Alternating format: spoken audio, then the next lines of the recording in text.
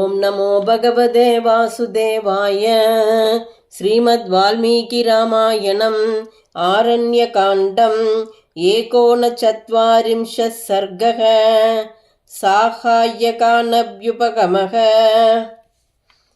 एवमस्मि तदा मुक्तः कथञ्चित्तेन संयुगे इदानीमपि यद्वृत्तं तच्छृणुष्व निरुत्तरम्।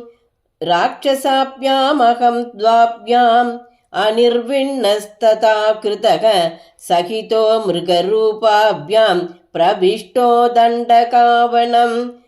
दीप्तजिह्वो महाकायः तीक्ष्णदंष्ट्रो महाबलः व्यचरं दण्डकारण्यं मांसभक्षो महामृगः। अग्निहोत्रेषु तीर्थेषु चैत्यवृक्षेषु रावण अत्यन्तघोरो व्यचरं तापसान् सम्प्रदर्शयन्। निहत्य दण्डकारण्ये तापसान् धर्मचारिणः रुधिराणि पिबन्स्तेषां तथा मांसानि भक्षयन्। ऋषिमांसाशनक्रूरः त्रासयन् वनगोचरान् तथा रुधिरमत्तोकं विचरन् दण्डकावनम्। आसादयं तदा रामं तापसं धर्ममाश्रितं वैदेहीं च महाभागां लक्ष्मणं च महारथं। तापसं नियताहारं सर्वभूतहिते रतं सोऽहं वनगतं रामं परिभूय महाबलं। तापसोऽयमिति ज्ञात्वा पूर्ववैरमनुस्मरन् अभ्यदावं हि संक्रुद्धः धिष्णशृङ्गो मृगाकृतिः। जिगांसुरकृतप्रज्ञः तं प्रहारम् अनुस्मरन् तेन मुक्तास्त्रयो बाणाः शिता शत्रुनिबर्हणाः। विकृष्य सुमहच्चापं सुपर्णानिलनिस्वनाः ते बाणा वज्रसङ्काशाः सुघोरा रक्तभोजनाः।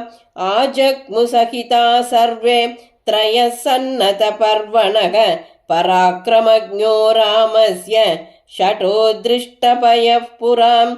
समुत्क्रान्तस्ततो मुक्तः तावुभौ राक्षसौ हतौ शरेण मुक्तो रामस्य कथञ्चित् प्राप्य जीवितम्। इह प्रव्राजितो युक्तः तापसोऽहं समाहितः वृक्षे वृक्षे च पश्यामि क्षीरकृष्णाजिनाम्बरं।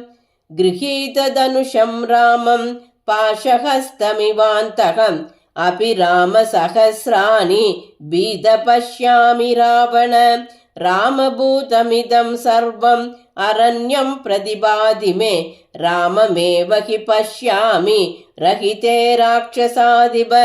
दृष्ट्वा स्वप्नगतं रामम् उद्भ्रमामि विचेतनः।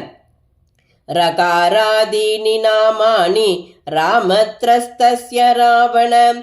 रत्नानि च रथाश्चैव वित्रासं जनयन्ति मे अहं तस्य प्रभावज्ञः न युद्धं तेन ते क्षमम्।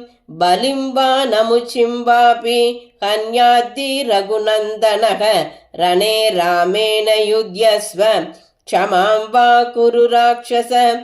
न ते रामकथा कार्या यदि मां द्रष्टुमिच्छसि बहवः साधवो लोके युक्ता धर्ममनुष्ठिताः।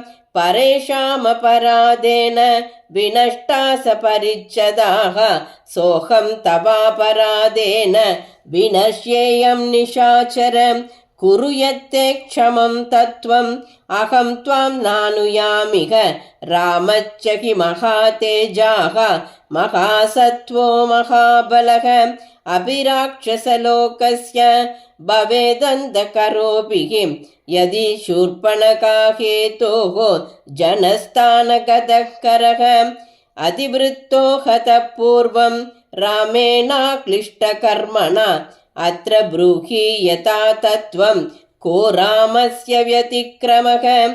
इदं वचो बन्धुहितार्थिना मया यतोच्यमानं यदि नाभिपक्ष्यसे सबान्धवक्त्यक्ष्यसि जीवितं रणे हतोत्यरामेण शरैरजिह्मकैः इत्यार्षे श्रीमद् रामायणे वाल्मीकिये आदिकाव्ये चतुर्विंशतिसहस्रिकायां संहितायाम् आरण्यकाण्डे साहाय्यगानभ्युपगमो नाम 39 सर्गः।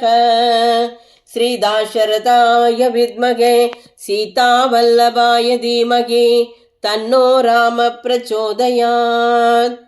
जानकीकान्तस्मरणं जय जय राम राम।